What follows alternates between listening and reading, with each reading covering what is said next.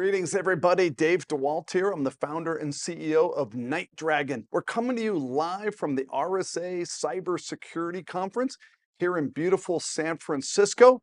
And we're doing interviews with some of the hottest companies in the world of cyber and its adjacencies. And it's such a privilege for me to get a chance to do this with NightDragon and our partner, NASDAQ. Thank you, NASDAQ, for doing this as well. Today, I have a really special guest of a really interesting company called Shift5.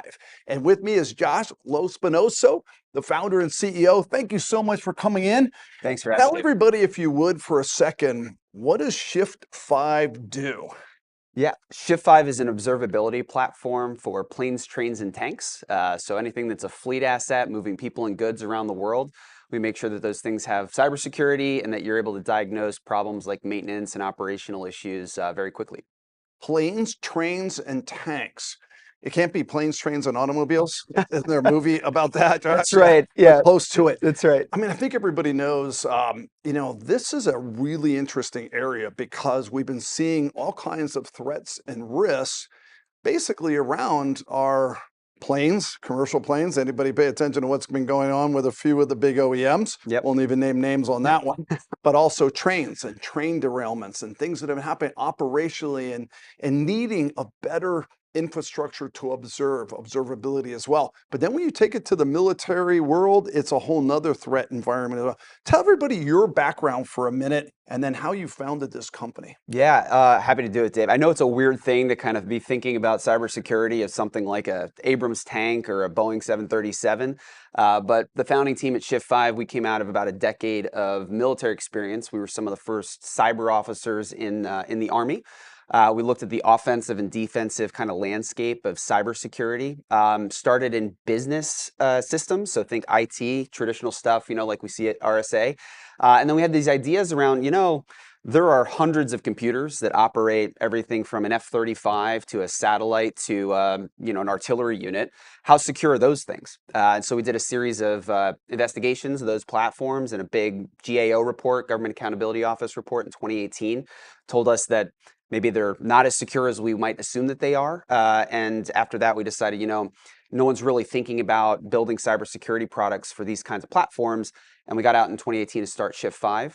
We realized as we were building those cybersecurity platforms that so much infrastructure wasn't built for us to answer basic questions about what's going on in these systems. And so we created an observability platform that was the substrate for the cybersecurity component of what we deliver. So aside from observability, particularly around maintenance and keeping planes, trains, and like I say, automobiles and tanks running, what are some of the cyber risks that we're starting to see on this horizon, kind of horizon one? Yeah, so we see in the news actually quite a bit now, things like GPS spoofing. It's been in the news quite a bit. There's another protocol that's very important in maritime and aviation called ADSB or GIS, and these are basically cooperative radar platforms. The issue, Dave, is that these radio frequencies, these radio protocols were designed decades ago, when no one who was designing these systems thought, someone could buy a $300 software-defined radio and make these signals themselves. It was always thought that these things were kind of secure because no one could really interact with these protocols.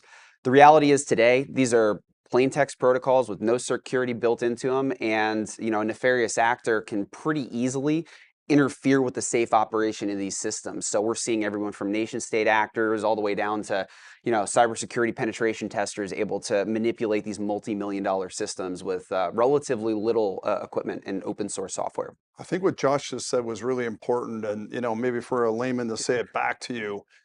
We've always traditionally seen cyber hacks using files and malware and all the words, spearfish this, steal identity for that. But we're talking a whole new type of disruption, destruction, and stealing, all using RF, radio frequencies, electronic warfare coming to a theater near you kind of problem, right? So the cyber war kind of meets electronic war is an area that you're really working on. Very much, Dave. And the stakes couldn't be higher. We know a lot about IT cybersecurity and the devastation that can cause to an enterprise. These are physical systems. What we're talking about, just to be totally clear, is the safe operation of an aircraft, the physical control systems that are on these platforms, the pilots getting good data so that they can operate the platform safely. And the access vectors for cybersecurity actors to go and manipulate these systems are really scary. Radio frequency is a really tough one. Pivoting from IT systems, so maintenance laptops and things of that nature, onto these systems is another, very difficult access vector for us to be able to defend against. And then supply chain. We're constantly swapping electronic components and different things, if it's the military munitions, into these systems. And how secure are those supply chains really? Do we know that this thing hasn't been tampered with and a nefarious actor is using that as an access vector to get into these systems? It's a pretty big unexplored area, and the consequences couldn't be higher. Securing and creating safety for our critical infrastructure, planes, trains, tanks, things that really are mission critical to our world is so important. Let's turn to the company for a minute. You've been on this journey for a little while. I know you're one of the hottest companies and one of the freshest areas, I think, in where the threat and risk is coming. Where are you at in the journey? And tell maybe a little about some of your investors that you've had in the past and what you're up to. Love to, David. So, this is a big vision. We're talking about trillions of dollars of assets out in the world that really need a revolutionary approach to trying to figure out how do we secure these things from a cyber perspective? How can we leverage the data that they're generating to make them more effective and more efficient? The founding team, because we came out of the military, we've actually been pretty focused on DoD to date. So we're on multiple military weapon systems, doing some really important things out in operations, making sure that these platforms are safe. And that has been the kind of growth trampoline for us to be able to start making investments in commercial spaces. So we're working with some of the major manufacturers in aerospace and in rail to put our technology onto these systems to leverage what we've been able to do for the military. And that's all thanks to an amazing team of investors. We're really looking forward to potentially welcoming some new investors on here in the short future. And they've been able to provide us with the capital and also, look, the knowledge to be able to grow a business at the pace that we have. We're about 130 people based out of Washington, D.C. We've been doubling, tripling revenue year over year for a couple of years now.